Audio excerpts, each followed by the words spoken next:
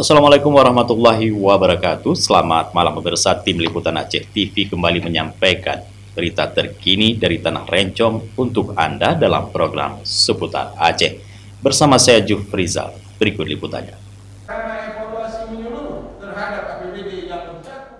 Ketua DPRK Aceh Besar Abdul Mukhti menyoroti persoalan silpa anggaran atau sisa lebih penggunaan anggaran silpa yang kerap terjadi pada akhir tahun anggaran.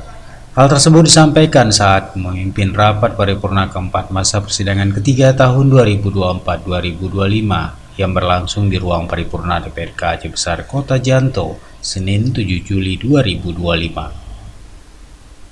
Ketua DPRK Aceh Besar Abdul Mukhti mendorong pemerintah daerah untuk terus memperbaiki perencanaan dan pelaksanaan anggaran sehingga silpa dapat ditekan seminimal mungkin. Dengan persoalan anggaran yang tepat sasaran dan minim silpa, program-program pembangunan daerah dapat berjalan optimal dan berdampak langsung pada peningkatan kesejahteraan masyarakat. Ia juga meminta seluruh jajaran perangkat daerah untuk terus berkoordinasi dan bekerja profesional demi terwujudnya tata kelola keuangan yang akuntabel dan transparan. Posisi efisiensi anggaran untuk tahun 2025 yang hari ini kita jalankan ya semaksimal mungkin untuk pembangunan. Ada beberapa kawan-kawan tadi yang mempertanyakan persoalan yang menjadi keluhan masyarakat supaya bisa disikapi dengan bijak dan bisa dikerjakan dengan maksimal sehingga apa yang kita cita-citakan menjadi cita-cita bersama untuk Aceh Besar yang lebih baik ke depannya.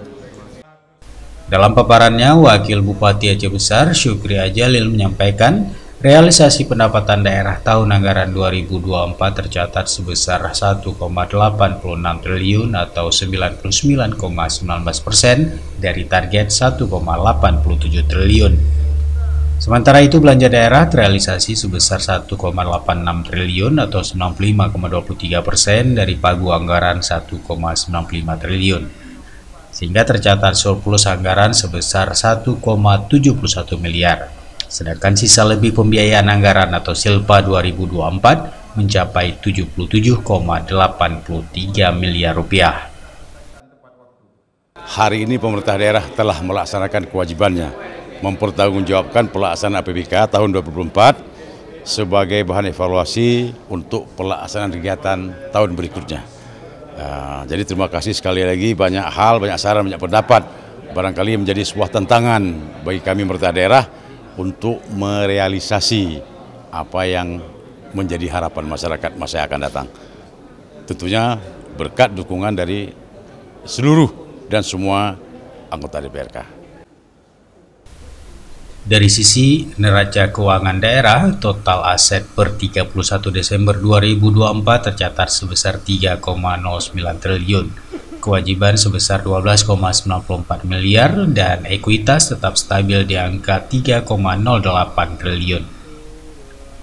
Syukri mengingatkan seluruh jajaran untuk menindaklanjuti catatan-catatan hasil pemeriksaan Badan Pemeriksa Keuangan (BPK). Pemerintah Kabupaten Aceh Besar kembali meraih opini wajar tanpa pengecualian WTP yang ke-13 kalinya secara berturut-turut dari BPK RI. Meskipun berhasil mempertahankan WTP, Pemkab juga minta catatan BPK seperti kelebihan pembayaran pekerjaan segera diselesaikan sesuai rekomendasi dan dikembalikan ke kas umum daerah.